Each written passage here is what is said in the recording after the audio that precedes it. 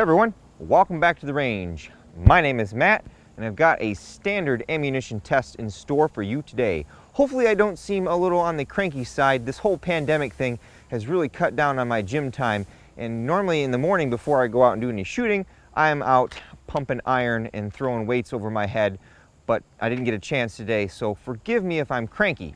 So anyways, we've got some 300 Blackout. This is a new addition to my channel for testing. I've done a little bit in the past, but I hopefully want to ramp up doing more. This is a 200 grain full metal jacket subsonic from our friends Sellier and Bellot. I'm sure someone will correct me in the comments below if I said that wrong, but I think I've got this one down pat. We'll throw him on the table, look at our close-ups, and see what we're going to test today. For our 300 Blackout testing, we have 3 barrel lengths afforded to us: a 7.5 inch, 10.5 inch, and then the 16. For subsonic ammunition, we should remain subsonic through that entire barrel length change, since 300 Blackout is designed to be subsonic, but we have those 3 barrel lengths to give us that definitive answer whether it's going to be subsonic or not. We have our Pro Chrono Digital. It's about 70 degrees and overcast today. We'll also check these for accuracy. We'll probably go out to 100 yards and throw on the lead sled and see what we get for accuracy. Without further ado, up first is our shortest barrel length. This is a 7.5 inch 1-in-7 twist upper. We have an SBR lower on here running the Battle Arms ambi safety selectors. I think we have an AIM flat face trigger in here. All of my 300 Blackout uppers, I'll put a picture in picture. I've had a local machine shop do laser engraving or embossing above the ejection port cover, so I know that I'm shooting the right caliber when I pick up a magazine. Definitely with our subsonic ammunition, you want to make sure you're not getting any keyholing with this stuff, so I always throw a target at 25 yards and I shoot on the target a few times and make sure that you're not getting any long holes in that target, which with this bullet you'll be able to easily see before you throw your can on there, because the last thing you want is a baffle strike. And I think I've talked enough. We probably should start shooting.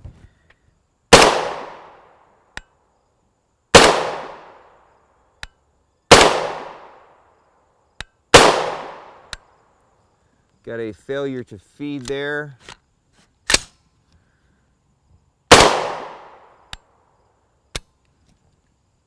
I am running, I think, H2 buffer in here, so we might have a little too much buffer for subsonic in here without a can on.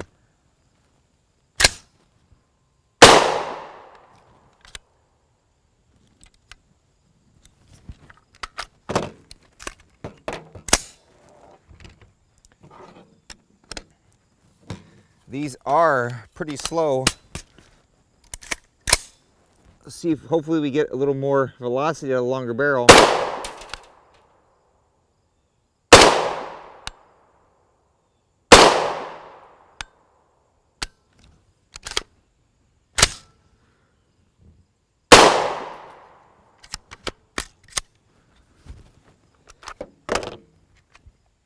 And now our 10.5 inch upper. This has a 1-in-8 twist. This has the Yankee Hill QD muzzle brake on it. This is what we're going to run the suppressor on as long as we don't get any keyholing. So I moved the target down in front of the chronograph down there so we can check. This is the Boating 15 lower from Palmetto State Armory. They do tons of meme lowers, so if you're into that thing, they're a big support of the channel. We get all these different barrel lengths from them, so that when we run these tests, you guys got that complete view of how the ammunition is going to perform.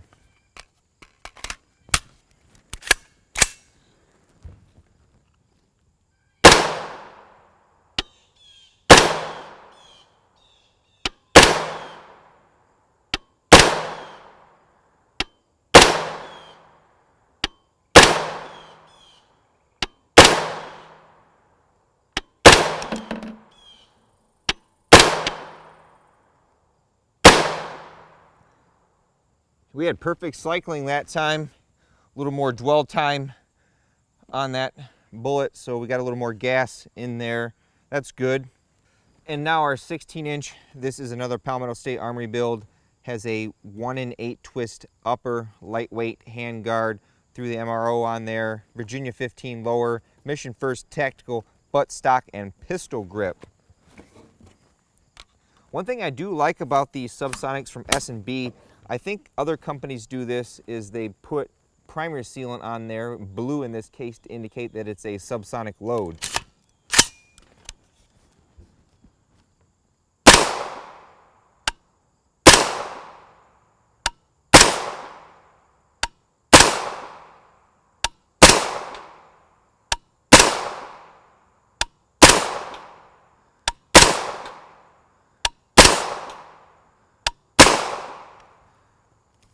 Complete cycling that time. We're still subsonic by almost 200 feet per second. Like I said, we put our target at about 25 yards and we're looking for sideways bullets hitting this paper, and those are good clean holes, so we know that the 1 in 7 or even the 1 in 8 is providing us with good bullet stability, so we can throw the can on there and we're not going to have a bad day. Here is our subsonic S&B 300 Blackout. 1.21 inches at 25 yards, just doing a spot check with the 10.5 inch. I'm not going to complain about that. We'll step this back to 100 yards and see what we get. I am not sure what happened here. This is about the third group that we shot at 100 yards with our 300 Blackout. We're using the 10.5 inch with a 3 to 18 power primary arm scope, so I can see this target really well. That is basically 4 inches. Here was another group here. We were close there and had a flyer, so I'm not sure what the deal is.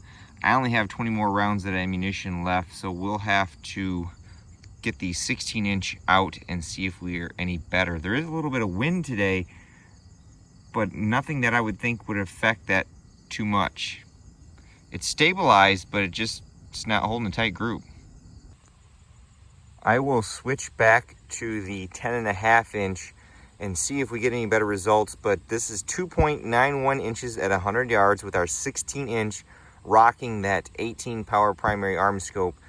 This is actually a different day. I went back and cleaned the barrel and there was some nasty dark brown stuff out of there. I do believe that barrel is nitrated, so I thought maybe it just needed a good break in, but not getting the greatest groups. There's a little bit of wind today, but not much. This was a prior attempt right down here. That was over 3 inches there. Not having good luck today.